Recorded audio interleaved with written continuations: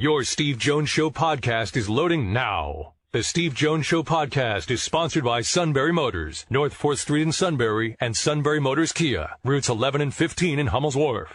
The master of this half-hour segment every week. It's like dealing with Picasso. Neal Coolong, sir, welcome. Welcome is putting it mildly compared to the pride that I feel each and every time I get to be on the show. Well said. That's you've outdone yourself. You're the Rembrandt of this, not me. Hey, well said, and you delivered the line exactly the way I wrote it for you. All right, so so here we are into training camp, and I think the entire world now knows that you were to stay off the quarterback based on Aaron Rodgers and his pinky toe there. So let's get to Kenny Pickett. Kenny Pickett is a guy that gets his chance. They were safe with him last year. We talked about that last week. He's an older player. What are your expectations for him in year two, especially considering what appears to be a better cast around him? I think the way we have to kind of frame the Pickett conversation today is all of these things are true. He had a rough start. Now, throw qualifiers out there. I'm perfectly aware of the protection that he had, what many will say, the offensive coordinator and all of that. I get it. He's an NFL quarterback. He was pretty objectively bad through the first half or so of the appearances that he had last year. We saw a significant rise over the last half up to the end. Now, those games weren't perfect. Keep that in mind. He still made mistakes, but I could hear Mike Tomlin saying this because it's exactly the opinion he's going to have on the matter. When the game counted, when everything was on the line, he played at his best. And I thought last year, I think we talked about this, whether it was the Baltimore game or the Las Vegas game, everything he did at the end of those games to win it, he did not do, or he failed to do, in the loss against the Dolphins in a very similar situation. So you saw a very tangible amount of growth for how he was able to manage the team, how he was able to read defenses, how he was able to make the right decision and go to where the ball should have gone. Now, you also have to add in the players around him, because of him and because of themselves and because of a coaching staff that didn't quit after a really bad start, they all improved as well. Protection got a lot better with the quarterback making better decisions. He didn't just sit there lame duck in the pocket the way that the guy that Pickett replaced did, so sacks were down. He didn't throw as many interceptions, although he still threw a couple. He missed on a couple balls. He got better production out of his receivers. All these things came together. They had a running game. We didn't see a running game for half the season. So you have to look at it like, which of these versions of the Steelers' offense are we going to see right away? And that, I think, in turn, is both going to determine who Kenny Pickett is, and it's going to be because of Kenny Pickett. So it's a symbiotic thing. And I think they're going to enter this season with the most overall quarterback ability that they have had in the last couple of years. And that's not at all to compare Kenny Pickett to Ben Roethlisberger. But the last year of Ben Roethlisberger, he was a shell of himself. That was obvious to anybody. Pickett doesn't have those physical limitations. He's learned a lot more. He's processing things more quickly and more smoothly than he did when he started. And because of that, the byproduct is the players around him are going to perform a lot better. That's going to help them build and expand things and make them a much more difficult offense to defend. Now, that doesn't mean they're going to put up, 30 a game. On average, I don't think they're going to do that. They might hit 30 once or twice, but it's probably still a 24-point-a-game offense, optimistically 25. That's probably really optimistic, in fact. But they're going to be able to smooth over the craters that their offense dug them into early in the season last year.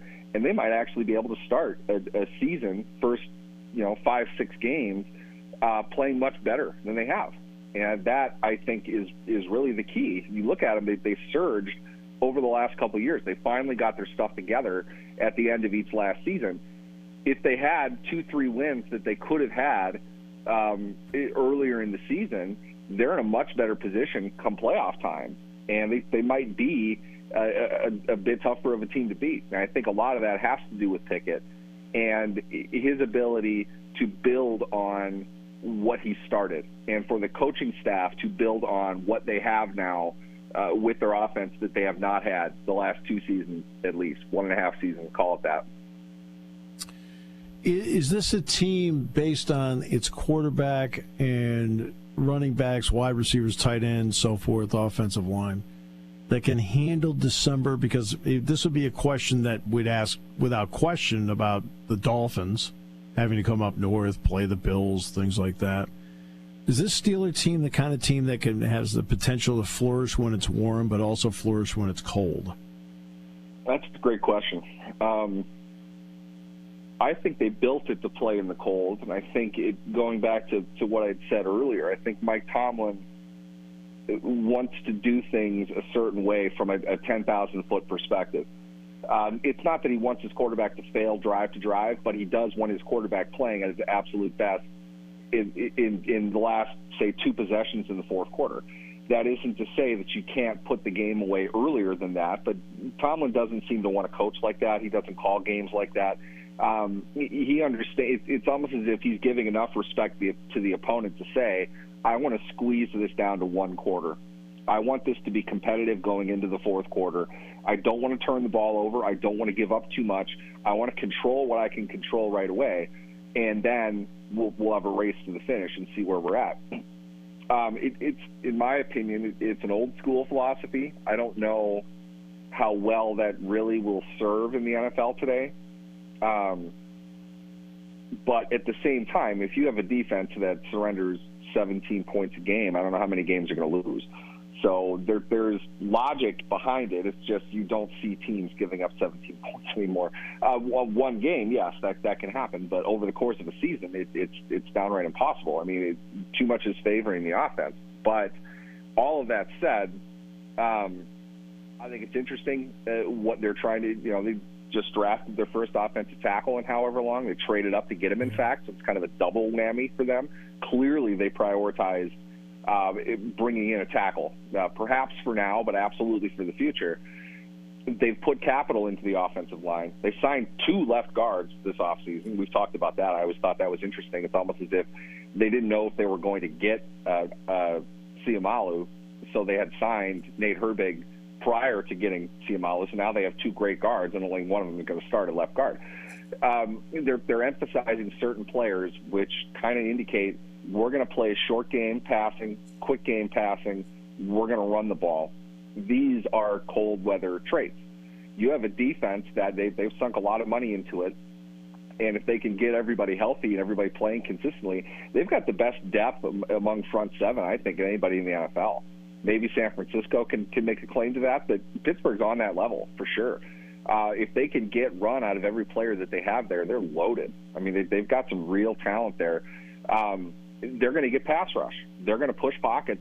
They're going to make it hard to play short game against them. You're going to have to throw the ball over the top, and you're going to have to risk doing that in a 5 to 7 step drop when T.J. Watt is coming after you. That's how they want to play. I see the wisdom of what they're doing on defense. I think offensively it's kind of what they have to do. I like George Pickens. I think he's an explosive player, but this isn't going to be a great vertical passing team. They're consistent. They're chain stretchers, Deontay Johnson's an excellent short field receiver. He's excellent at getting open in the short to intermediary depth. He's not like a blazer deep down the field. Pat Freiermuth is very similar to that. He's a very reliable middle receiver who can get open in short moments against, mismatches. He's not running the seam and beating safeties down the width or the length of the field. They can control the ball. They can possess the ball. These things are late season attributes. I think that's kind of the way that they want to go. And I might be being too kind to suggest that, Tomlin, the result of Tomlin's plan is they're starting off really slowly and taking control of what they need to control toward the end of the year. They're just getting, a little bit too late of a start into when they're really good. that's kind of how they're built, though, to be honest. I think that's why I say it's an excellent question. It really does seem like the plan is we're going to be able to naturally turn it up when the temperature goes down. But they've got to get more wins than they've gotten early in the season if they want to be competitive, because they've got a good division. They can go toe-to-toe with anybody in the division. 3-3, I think, is going to be a good division mark this year, and you're going to be playing 3 of those when the weather's cold. So for Pittsburgh's sake, you hope they can get off to something of an early start and be able to do what they do at the end of the year and see a defense that's poised to be certainly among the best in the league, if not the best in the league, be able to take a lot of the pressure off the offense. Because nearly half the season now is going to be in cold weather, with it ending in early January. Brian Flores was a big story when he went to the Steelers last year because of the lawsuit with the Dolphins. He's now the defensive coordinator with the Vikings. Has he been able to just coach and not be asked about this because he's a team and a couple of years removed from this? What has it been like in Minnesota, Brian Flores and media? While I wasn't at the press conference, but he did speak to the assembled media that was there. He got one question on the topic. He didn't provide much detail of anything, and he wasn't asked again. I think, one, it might just be a different media mentality there, but more likely it's that the story kind of is where it is right now. It's not really progressing forward as far as we know. I'm sure we'll hear more about it as the year goes on, but I know that he was desired by several teams to be a defensive coordinator. I know Pittsburgh wanted to keep him if he didn't like any of the options that he had. But 10,000-foot level, I think the story blows up in a hurry if you see the Vikings defense, which was pretty bad in most facets last year. Excuse me. If you see them come out of the gate really hot right away, the question's going to come up. And I think, he'll be made available to the media weekly, like most coordinators are across the NFL. They're going to have to ask again. It's going to have to come up again. And for my place, I think it's reasonable to ask. And I think it's something that should be continued to ask, because it's not as if the situation makes any more or less sense today than it did when he filed the lawsuit. So I think he has an opportunity. I don't know how good Minnesota will be for where they are right now. I don't think it's a one-year turnaround type of thing, but hey, we've seen weirder things happen. You never know. If he goes in and the Vikings defense is back to what you kind of expect traditionally out of a Minnesota defense, you would think that he would get some attention as a head coaching candidate again. But the question is, this is what you kind of obligated to ask, would you feel that this improves his stock in that regard? Will anybody hire him with that lawsuit outstanding? Me personally, I don't understand why it would matter. Right, I agree. You want the guy or you don't. Lawsuit. What's the lawsuit going to do?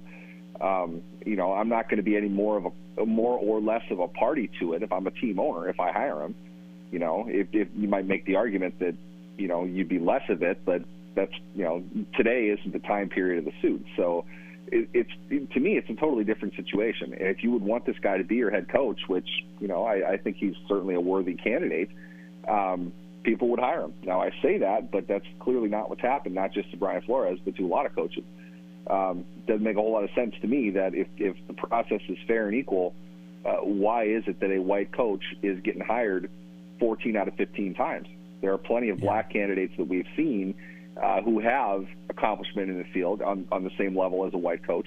And I say this because, my eyebrows kind of twitched up a little bit when Nathaniel Hackett got the job in Denver. And look what happened there. You can make the legitimate argument that Nathaniel Hackett's the worst coach in NFL history. It was a complete disaster with that guy. He got the coordinator job right after he got fired, the same way Flores did. Are you going to tell me Flores' track record as a head coach is the same as Nathaniel Hackett's? Nathaniel Hackett right now, statistically, has a better chance of getting another head coaching job than Brian Flores does. It makes no sense, but you can't argue that this has happened. So the suit, where it sits today, while Flores probably would be best not to dive into it, it still has validity and still has merit, in my opinion. I don't know, what the resolution is, but I think that's why it needs to be outstanding. They can't. I don't think it's wise for proponents of minority hiring in the NFL to say, well, we can just drop it and move on because we'll find something else to do. It needs to be addressed, and something real needs to happen. And I think that's where the conversation today of how active the Rooney Rule should be, what needs to happen with this, because we're not really sure that that's working all that well. Last year, Deshaun Watson did not get into a game until, week was it, 11 last year? And to say that he looked rusty the rest of the way would be an understatement. And, I mean, not even Mighty Key could have saved that. But now he's going to have a full training camp and a start. How interested are you in how the opening month to 5 weeks looks for Deshaun Watson to give us a hint as to what it can be? Honestly, his career, as well as the careers of Kevin Stefanski, Andrew Berry, anybody in the front office of the Cleveland Browns, is going to largely depend on how well he starts this year. Because you were nice. To say he was rusty is that's nice. He looked flat out awful. Honestly, I felt like you could have found a third-round rookie quarterback performing better than he did. In fact, I'll do this for you. Josh Dobbs, signed by the Titans last year because their rookie third-round quarterback who needed to play because the starter was hurt was so bad, they took Dobbs off the street, practiced him for a week, and started him in what was essentially, for them, a playoff game. It was a regular season playoff game for him. Mm-hmm. Dobbs and Willis, in my opinion, to some degree, were on the same level as Deshaun Watson when he came back. And with all due respect to Josh Dobbs, not a long-term starting option in the NFL. I'm not going to shut the door on Malik Willis, but let's just say fairly that didn't look very good last year for him. Watson is paid, 30 times as much as those two guys combined, not to mention everything else that's coming with him. For him to have performed the way he did, it was demoralizing for the team, for everything that they had to endure, everything that they had to put up with.